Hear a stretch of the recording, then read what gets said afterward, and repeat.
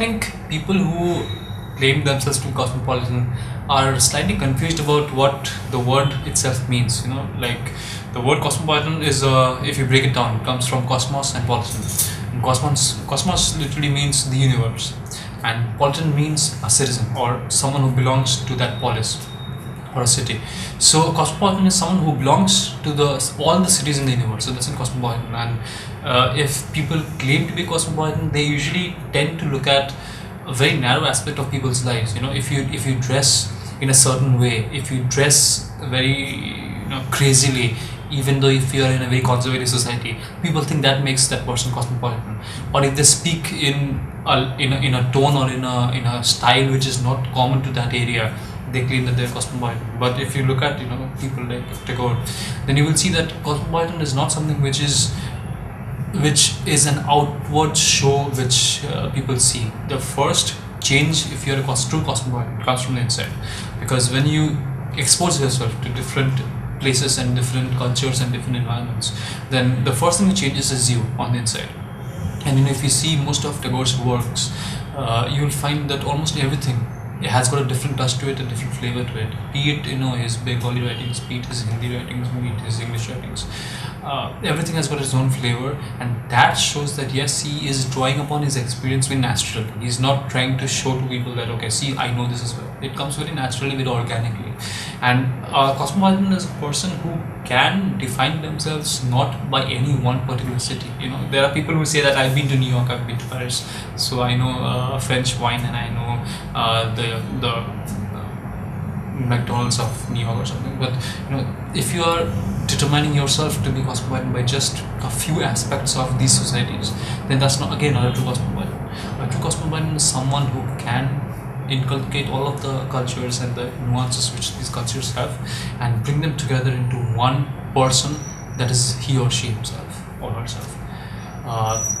And yes, and if you speak of someone like Tagore, and Tagore he's done planchets, he's tried to call upon ghosts, he has gone to Kashmir, he's gone to almost every place possible to not just experiment with his ideas, but to test how strong his theories are. And that is the true, I think the true characteristic of someone who's truly cosmopolitan. They are willing to test their ideas about other places, about other people, about other things, by going to those places and making sure that yes, their theories are wrong or right. And Tagore has done that. Professor Chowdhury আমাদের কাছে ব্যাখ্যা করলেন Cosmopolitan মানি। Cosmos মানি হচ্ছে সারা বিশ্ব ব্রহ্মাণ্ড, পলিটন মানি হচ্ছে একটা শহর ল্যাটিন ভাষায়। ওনার কাছ থেকে শুনলাম রবীন্দ্রনাথ কীভাবে এই কসমোপলিটনের সংজ্ঞাকে নিজের পুরো জীবন দিয়ে খুব রকমভাবে প্রতিফলিত করেছিলেন। আবার আমরা প্রফেসর চৌধুরীর কাছ থেকেই শুনব প্রকৃতির মধ্যে দিয়ে, বিশেষ করে পাহাড় বা বিশেষ করে হিমালয়ের মধ্যে দিয়ে রবীন্দ্রনাথ কী করে বেছে নিয়েছিলেন তার সৃষ্টির উপাদান। Yes, I mean, someone who is as legendary as Tagore, if you look at a few aspects of his creativity, it's very difficult, of course, to say where he drew his inspiration from, because he drew his inspiration from a lot of things. But yes, he was very fond of mountains and hills and the open valleys. না পেয়ে তোমার দেখা একা একা দিন যে আমার কাটে না রে, না পেয়ে তোমার দেখা একা একা দিন যে আমার কাটে না রে, ভেঙে মন ঘরের চাবি নিয়ে যাবি কে আমারে ও বন্ধু। তার কবিতা, ছোট গল্প, উপন্যাস, নাটক, সঙ্গীত এবং শিল্পকলা যদি আলোচিত ও বিশ্লেষিত হয়, তাহলে দেখা যাবে রবীন্দ্রনাথের সৃষ্টিতে সর্বত্রই রয়েছে বিশ্বায়নের প্রয়াস। আর সেই জন্যই বোধ হয় তিনি মানবের মাঝে পরিপূর্ণভাবে বেঁচেছিলেন। বাংলা ও ইংরেজি দুই ভাষাতেই এই তথ্যচিত্র, এবং সারস্বত ও বক্তা নির্বাচনের সময় কোনো রকম সীমান্ত মানা হয়নি। বিশ্বকবির মহাকাব্যিক জীবনের অখণ্ডতার প্রতীকী রূপ সমগ্র বিশ্বের মানব সম্প্রদায়, যা প্রতিফলিত হয় যখন রবীন্দ্রনাথ বলছেন, পৃথিবী যে সৃষ্টিকর্তার একটা ফাঁকি, এবং শয়তানের একটা ফাঁদ। তার নাম মনে করে, একে বিশ্বাস করে, ভালোবেসে, এবং যদি অদৃষ্টে থাকে তো ভালোবাসা পেয়ে মানুষের মতো বেঁচে এবং মানুষের মতো মরে গেলেই যথেষ্ট। দেবতার মতো হাওয়া হয়ে যাবার চেষ্টা করা আমার কাজ নয়। প্রতিভার এমন সর্বোত্তমুখিতা, এমন ব্যাপ্তি যথার্থই বিস্ময়কর। এই বিস্ময়কর রবীন্দ্র প্রতিভার অন্যতম বৈশিষ্ট্য বিশ্বজনীন বোধ ও সার্বজনীনতা। এই সার্বজনীনতা তার উপন্যাসে পাহাড় ও প্রকৃতির প্রভাব বিশেষভাবে লক্ষ্য করা যায়। তার পাহাড়ের প্রতি আকর্ষণ ছিল ছোটবেলা থেকেই, আর এই আকর্ষণ বোধেই পরবর্তীতে 1882 খ্রিস্টাব্দ থেকে 1940 খ্রিস্টাব্দের মাঝামাঝি সময় পর্যন্ত তিনি উত্তরবঙ্গের পাহাড়ি অঞ্চলে এসেছেন বারবার, বহুবার। দার্জিলিংয়ের শাশ্বতকালের তুষার শুভ্র কাঞ্চনজঙ্ঘা থেকে শুরু করে চিরনবীন কালিম্পংয়ের ধ্যানগম্ভীর পাহাড় ও তপস্যামগ্ন মৌনী মংপুর নির্জনতা কবির মনকে আপ্লুত করেছিল। মেঘ ও রৌদ্রের লুকোচুরি খেলায় রত উত্তরের পাহাড়ের এই হাতছানিকে কবি উপেক্ষা করতে পারেননি।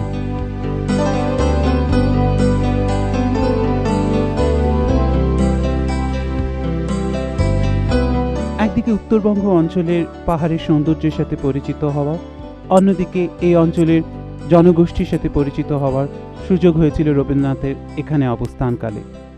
এই পরিচিতি পরবর্তীকালে তার বিশ্বজনীন ধারণাকে করে দৃঢ়, গড়ে উঠল সার্বজনীন আদর্শ। এই পাহাড় সান্নিধ্যে থাকাকালীনই উনি উপলব্ধি করেন সংসারের চিরন্তন সত্য, সংসার শুধুই নেবে, এক কণাও ফেলবে না। কিন্তু মানুষ যখন বলবে আমাকেও নাও, আমাকেও স্থান দাও, তখন রবীন্দ্রনাথ সোনার তরীর মধ্যে দিয়ে উত্তর দিচ্ছেন, তোমার জন্য কোনো স্থান নেই, তোমাকে দিয়ে আমার কি হবে, তোমার ফসল এর যোগ্যতা আছে, তাই তারই স্থান দিলাম। বর্তমানে আমরা উপস্থিত মংপুতে মৈত্রী দেবীর বাড়িতে, যেখানে রবীন্দ্রনাথ বেশ কয়েকদিন ছিলেন। এবার আমরা বাড়ির ভেতরে প্রবেশ করছি।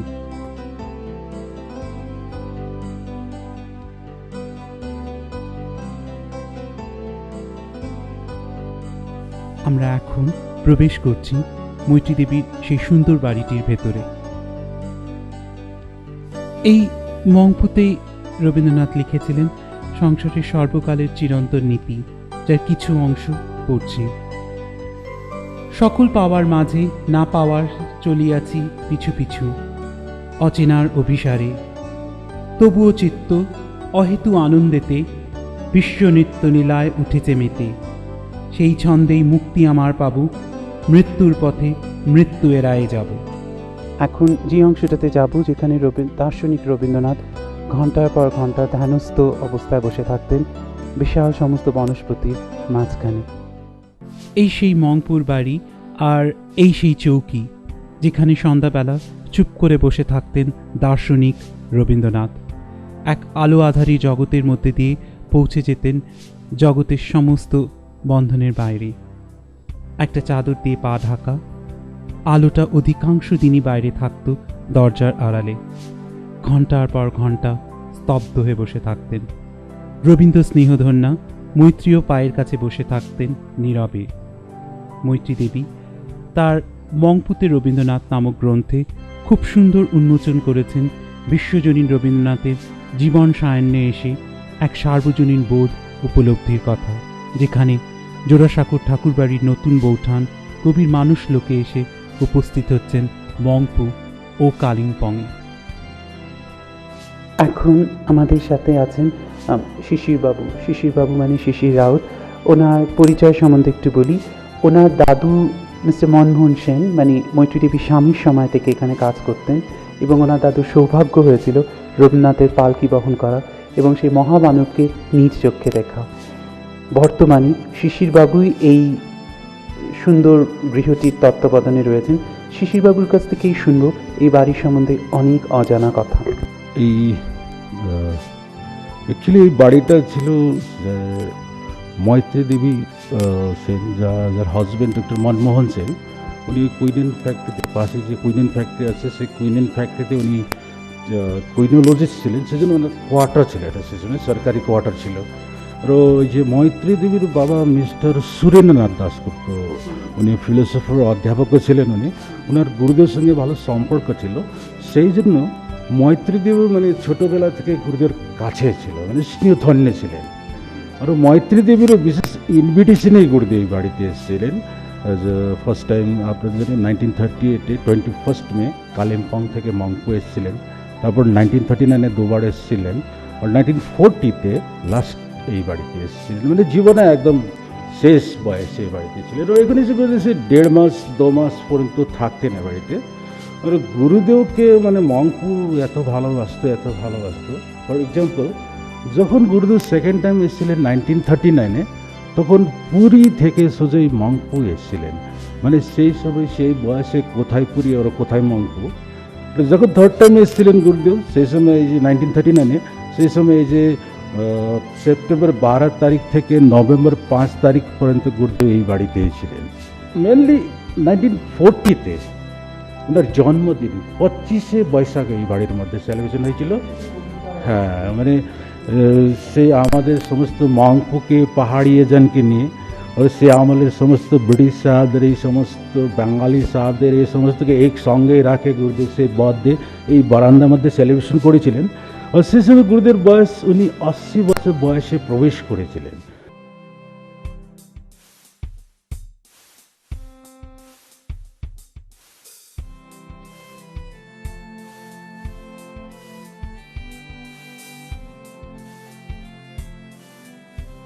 এই ছবিগুলো তো এখানেই আঁকা। অ্যাকচুয়ালি কিছু আমাদের কালেকশন আছে, আর কিছু কিছু মানে এখানে মংপুতে বসে আঁকা ছবিগুলো আছে এখানে। আর আপনাদের জন্য মানে গুরুদেবের হাতটা এই যে পারস পাথর মতন ছিল, উনি যে চিজে হাত দিত সেটাই শোনা। এই যে 3 বছর বয়স থেকে গুরুদেব শুরু করেছিলেন এই আঁকাটা। যত গান লিখেছিলেন সেই থেকেই বেশি গুরুদেব ছবি এঁকেছিলেন। আর actually he was the founder of modern art India also. এই মডার্ন আর্টটা তো ওনারা যে ফ্রান্স প্যারিস থেকে ইন্ডিয়াতে নিয়ে ইন্ট্রোডিউস করেছে, যে এখনই চলছে মডার্ন আর্টটা। কিন্তু দুঃখের কথা মানে আমাদের দেশে গুরুদেবকে এই লিটারেচার, এক্সেপ্ট লিটারেচার, এই আদার সাইডটা মানে অত বেশি চর্চা হয় না। সেজন্য দুঃখের কথা যে 75% ইন্ডিয়ান গুরুদেবকে শুধু কবি বলেই জানে, এই আদার সাইডটা উনি কে ছিলেন সেটাই জানে না। মানে অ্যাকচুয়ালি সেই ক্ষেত্রকে নিয়ে মানে একটু যদি গভর্নমেন্ট থেকে কোনো এই হতো তাহলে চর্চা হতো, সেটাও ভালো হতো। আপনাকে জানাই দিই মানে সেই সময় এই রুমটা গুরুদেব ড্রেসিং রুমে হিসাবে ব্যবহার করতেন। এখানে এই যে জামা কাপড় চেঞ্জ করে গুরুদেব এই ঘরে স্নান করতেন, এই যে গুরুদেবের স্নানের ঘর। আপনার তো জানি মানে গুরুদেব কত মানে ক্রিয়েটিভ মানুষ ছিলেন। এই যে গুরুদেবের নিজের কনসেপ্ট এই বাথটবে একটু সিস্টেমেটিক আছে, মানে সেই সময় ডিজেল সমস্ত কিছু ছিল না, সেজন্য এটা গুরুদেবের নিজের কনসেপ্ট আছে। এই যে 1938-এর কথা, এই যে বাথটব। আরও সিস্টেমটা ছিল এই কল থেকে ঠান্ডা জলস্থা এখানে প্রিজার্ভ হতো। এখানে জলটা গরম করে ঢেলে দিত, মানে বাইরে থেকে জলটা গরম করে ঢেলে দিত। এই ফুটা থেকে ঠান্ডা জল, এই ফুটা থেকে গরম জলে সেই টবের মধ্যে মিক্সড হতো। গুরুদেব একটু উঁচু করে হেলান দিয়ে বসে স্নান করতেন। এই যে সাবান টাবান ওনার জিনিসপত্র রাখতো, ওইদিকে ওনার জিনিসপত্র থাকতো। ওরা যে স্টেপটা করে দিয়েছিল এই যে হাত রাখার সুবিধার জন্য, মানে রাইট হ্যান্ড কাজ করতো, আর গুরুদেব এই লেফট হ্যান্ড এখানে আরাম করতো, এই যে উঠার সুবিধার জন্য কাজ করতো। এই যে সে আমলের গুরুদেবের কনসেপ্ট আছে, যে 1938-এর কথা।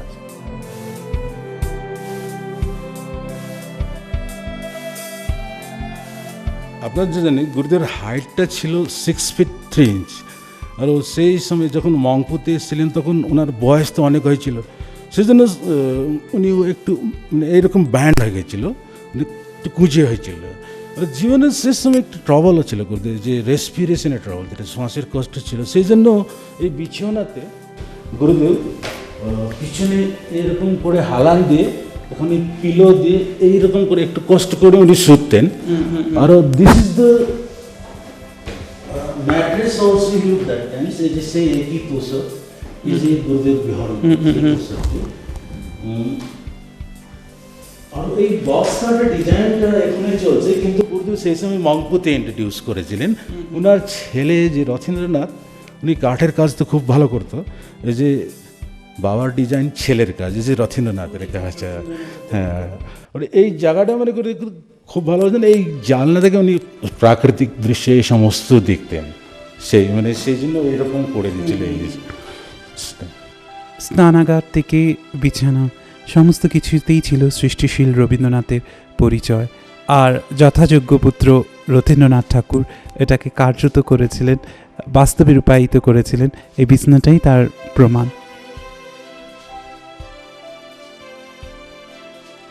Rabindranath Tagore was just 14 years old when his mother, Sharda Devi, died.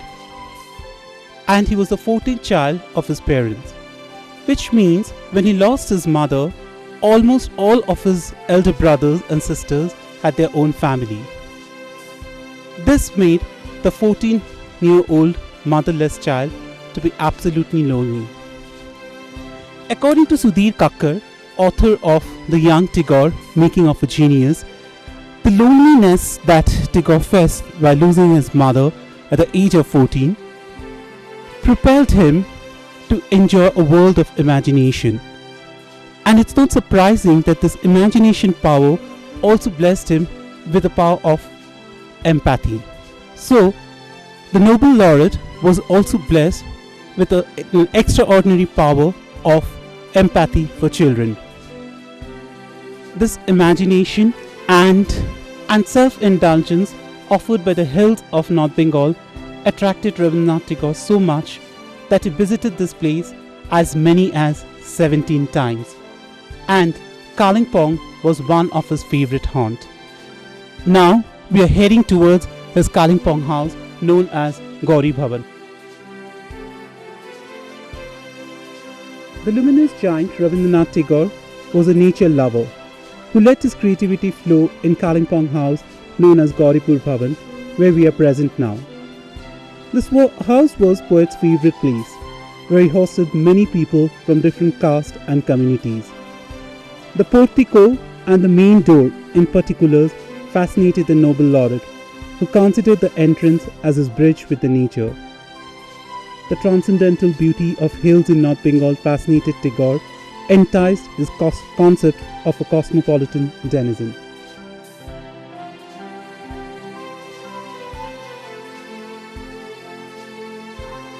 In this house, he hosted many friends from various parts of the world, and it's this house where Tagore's cosmopolitan concept became more stronger. With many people from different castes and communities, he created an environment which was absolutely suitable for his creation of literature. But unfortunately, the condition of this house today is very ill-maintained. As you can see, the broken panels over here, the dust and the web shows that how this house is surviving without no care and maintenance. খুব দুঃখের সাথেই জানাতে হয় এবং আপনাদেরকে দেখাতে হচ্ছে আমাদের যে গৌরীপুর ভবন, যেখানে রবীন্দ্রনাথ তার জীবনের অনেকটা সময়ই অতিবাহিত করেছিলেন, সেই বাড়িটা যেটা অনেক অমূল্য স্মৃতি ধরে রেখেছে কবি, সেই বাড়ির আজকে ভীষণ করুণ অবস্থা। কোনো রকম মেনটেনেন্স ছাড়া, কোনো রকম সাহায্য ছাড়া বাড়িটা নিজেই দাঁড়িয়ে আছে। আর কলকাতা বা শান্তিনিকেতনে, যেখানে আমরা 25শে বৈশাখ ভীষণ বড় রকমভাবে উজ্জীবিত করছি, সেখানে কালিম্পংয়ে ওনার বাড়িটার এরকম করুণ অবস্থা ভাবতেই আর বোধহয় কিছু বলার দরকার হবে না, বাকি রবীন্দ্র ভক্তরাই বুঝতে পারবে। এমনকি কালিম্পং শহরেও কোথাও কোনো নিদর্শন নেই যে গৌরীপুর ভবন বা রবীন্দ্রনাথের বাড়িটি কোথায়। বাড়িটি খুঁজে পেতে আমাদের যথেষ্ট রকম কষ্ট করতে হয়েছিল। কোনো রকম ইনস্ট্রাকশনস ছাড়া লোকমুখে শুনে বাড়িটার পথ আমরা খুঁজে পেয়েছিলাম। কোনো রকম নিদর্শন এখানে দেওয়া নেই যে গৌরীপুর ভবন বা রবীন্দ্রনাথের বাড়ি কোথায়।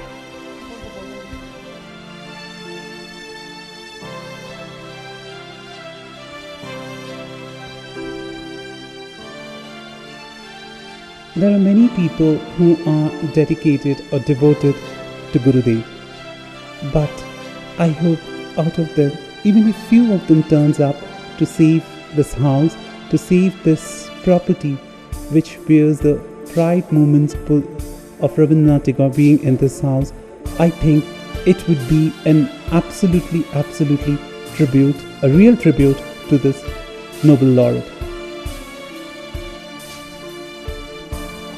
This house is the epicenter of the epitome called Rabindranath Tagore's eloquence. But the eloquent Tagore's house and property is now in such bad condition, with all sort of malpractices going on in this house. Most importantly, hardly anybody knows that in Kalimpong there used to be a property where Rabindranath Tagore has come and stayed.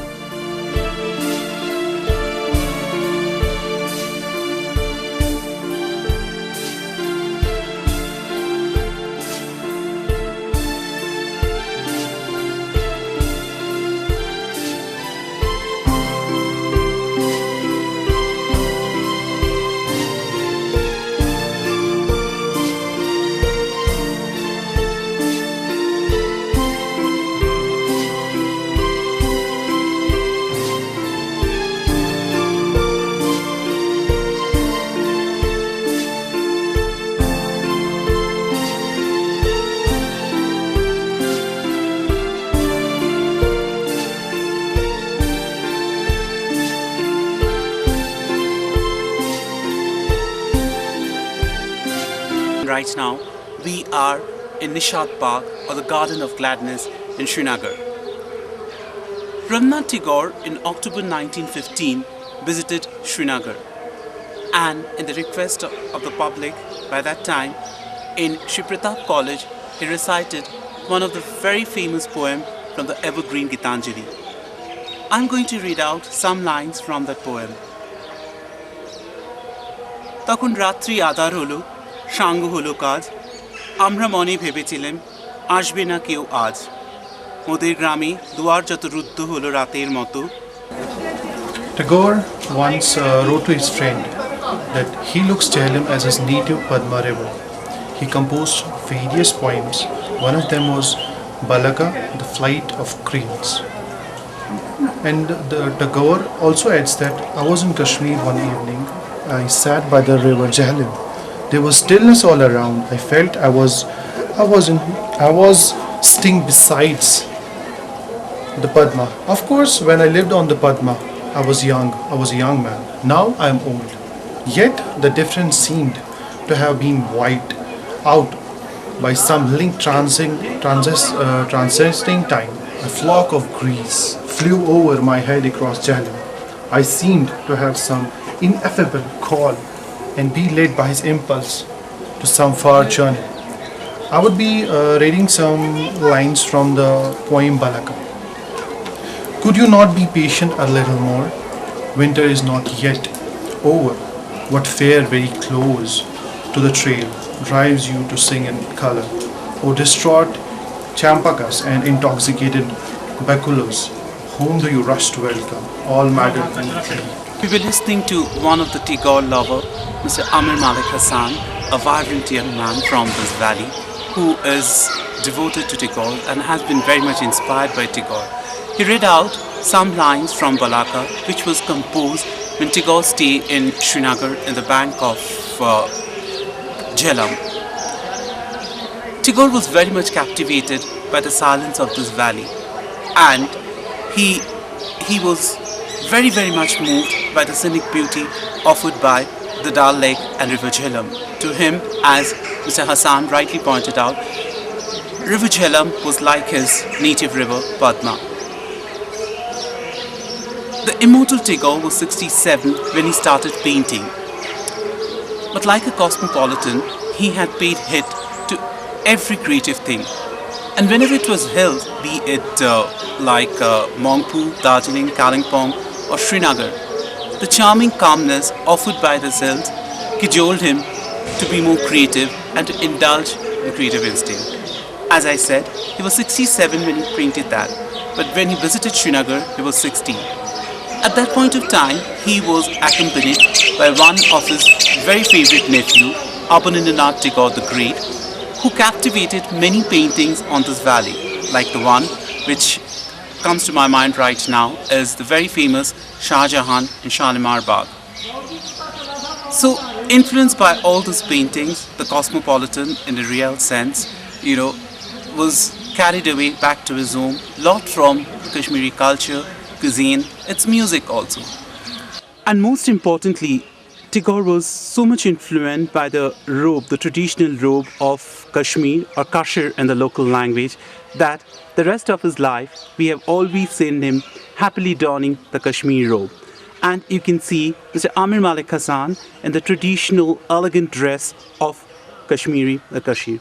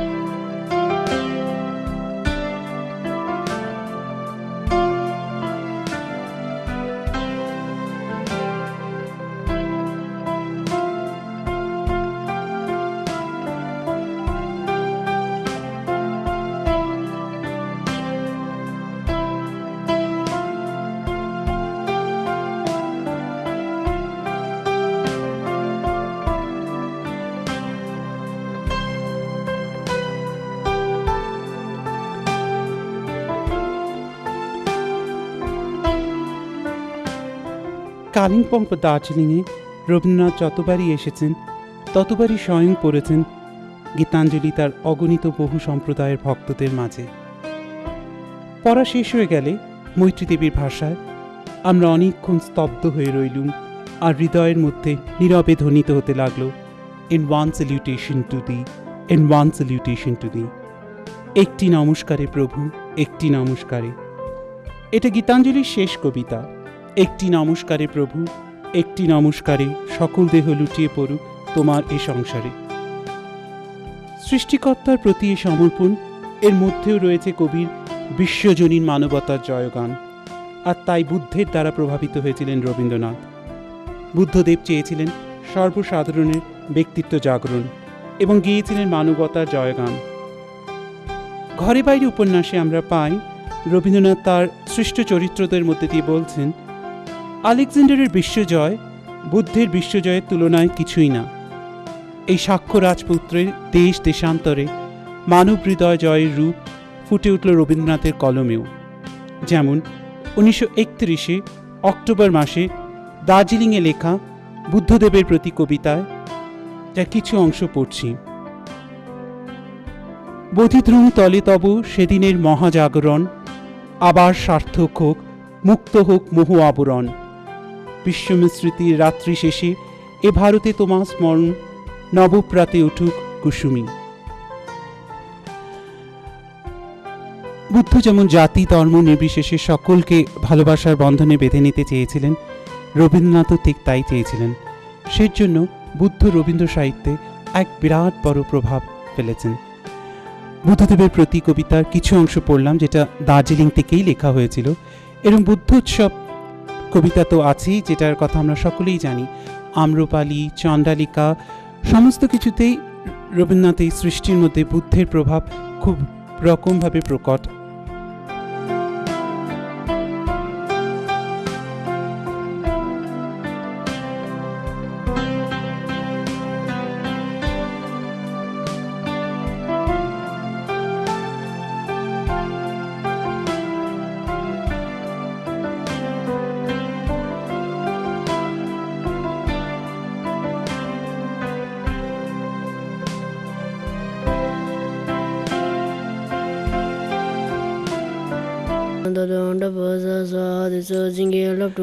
Sinozo Bozenzo, Dansamba, Linge, Bridging, Love to Sum Sange, Goro, Mondo Bunda, Deva, Timbo, Zaposen, Cosen, the Dun, Raposa, so this was in Yamatu.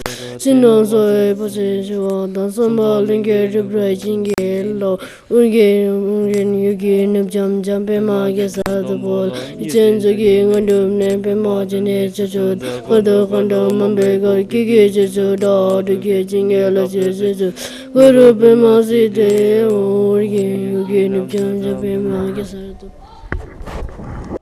আমরা শুনছিলাম বুদ্ধ মন্ত্রোচ্চারণ তামাং গম্ফা থেকে। যা কিছু সুন্দর, যা কিছু মানবতার প্রতীক, তাই রবীন্দ্রনাথের কাছে চিরন্তন। আর সেই জন্যই বোধহয় বুদ্ধদেবের আবেদন তার সাহিত্য ছাড়াও তার গৃহসজ্জাতেও ছিল। যেমন শান্তিনিকেতনে কোণার্ক ভবনটিতে বর্ষার ঘরটিতে রবীন্দ্রনাথ সাজিয়েছিলেন সম্পূর্ণ বুদ্ধদেবের নানান রূপ দিয়ে। পদ্মপাণি বুদ্ধ থেকে শুরু করে বালুচিস্তানের বুদ্ধ সকলেই স্থান পেয়েছিল তার ওই বর্ষার ঘরে। বুদ্ধের কাছে এই আত্মসমর্পণ, জাতি ধর্ম নির্বিশেষে ভালোবাসা, এই মানবতার প্রেমই কিন্তু বিশ্বজনীন।